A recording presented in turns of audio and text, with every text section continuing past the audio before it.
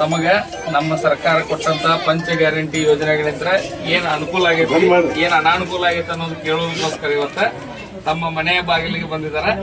ಅವ್ರಿಗೆ ತಾವು ಈ ಗ್ಯಾರಂಟಿ ಯೋಜನೆಗಳಿಂದ ಏನ್ ಅನುಕೂಲ ಆಗೈತ ಏನ್ ಅನಾನುಕೂಲ ಆಗೈತೆ ಅನ್ನೋದನ್ನ ತಿಳಿಸ್ಬೇಕಂತ ತಮ್ಮಲ್ಲಿ ಕೇಳ್ಕೊತೀನಿ.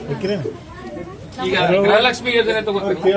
ನಿಮ್ಮ ಮನೆಯಲ್ಲಿ ಗೃಹಲಕ್ಷ್ಮಿ ಯೋಜನೆ ಬರ್ತಾ ಇದೆ, ಯಾರಿಗೂ ಬರ್ತಾ ಇದೆ? ನನಗೆ ಬರ್ತೈತ್ರಿ. ಅವ್ರೇನು ಬೋರ್ವೆಲ್ ಹಾಕ್ಸಿದ್ರಿ? ಎಷ್ಟು ದಿವಸದೆಲ್ಲ ಕೂಡಿಟ್ಕೊಂಡ್ರಿ? ಬೋರ್ವೆಲ್ ಹಾಕ್ಸಿದ್ರಿ ಒಂದಾಗ ನಮ್ಮ ಮಾಮಾರಿಗೆ ಬರ್ತಾರೆ. ನಾ ಎಲ್ಲ ಬಾಳೆ ಮಾಡಿ ನಮ್ಮ ಮಾಮಾರಿಗೆ ಕೊಟ್ಟೇನ್ರಿ.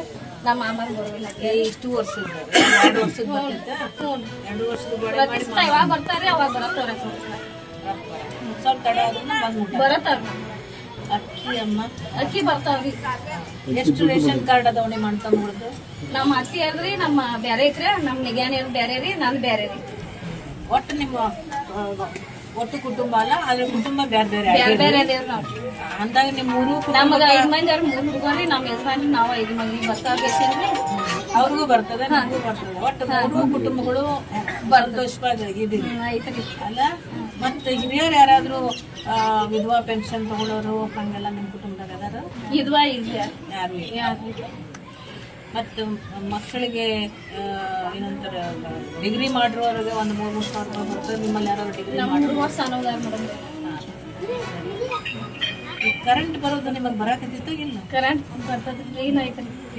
ಬಿಲ್ ಕಟ್ಟ ಇಲ್ರಿ ಮೇಡಮ್. ಇದು ಎಲ್ಲ ನಿಮಗೆ ಉಳಿತಾಯ ಎಲ್ಲ ಉಳಿತಾಯ ಆಗೈತೆ ಮೇಡಮ್. ಒಂದು ಅನ್ನ ಭಾಗ್ಯನೂ ಅದು ಒಬ್ಬರಿಗೆ ಹಾಕ್ತೀವಿ. ನಿಮ್ಮ ಮನ್ಯಾಗ ಕಮ್ಸೆ ಕಮ್ ನನಗೆ ನಮ್ಮ ಕುಟುಂಬಕ್ಕೆ 50 ಕಿಲೋ ಬರ್ತೈತ್ರಿ ಮೇಡಮ್. 50 ನಾವು ಹೊರಗಡೆ ತಗೋಬೇಕಾದ್ರೆ ಎಷ್ಟಾಗುತ್ತೆ? ಹೊರಗಡೆ ಎಷ್ಟಿರ್ತದೆ? ಅದೇ 20 ರೂಪಾಯಿ ಇರ್ತಿರ್ಬೇಕು. 30 ರೀ ರೇಷನ್ 5 3 30 ರೂಪಾಯಿ ಹೇಳಿದ್ರು 50 kg 5 3 11 ಸಾವಿರ ರೂಪಾಯಿ ಎಲ್ಲ ಅನುಕೂಲ ಐತ್ರಿ ಮೇಡಮ್.